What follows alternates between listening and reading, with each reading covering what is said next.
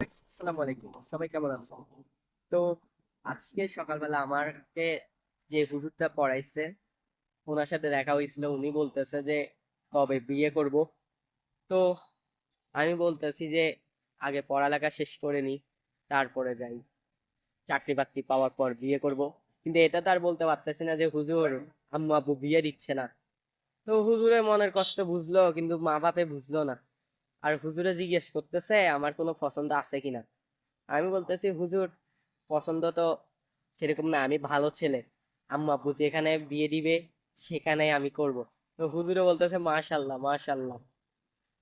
তো আমি বলতেছি যে হুজুর এমনি টুকটাক মেয়ে ফ্রেন্ডদের সাথে বা এমনি মেয়েদের সাথে কথা বলি ওইটাই, না হলে এমনি ওরকম নাই। তো কবে যে বিয়েটা করব এটাই ভাবতেছি গাইস, কারণ একা একা আর কতদিন থাকবো বলেন। ঠিক আছে, সবাই দোয়া করবেন যাতে আল্লাহ আমাকে তাড়াতাড়ি বিয়েটা করাই দেয়।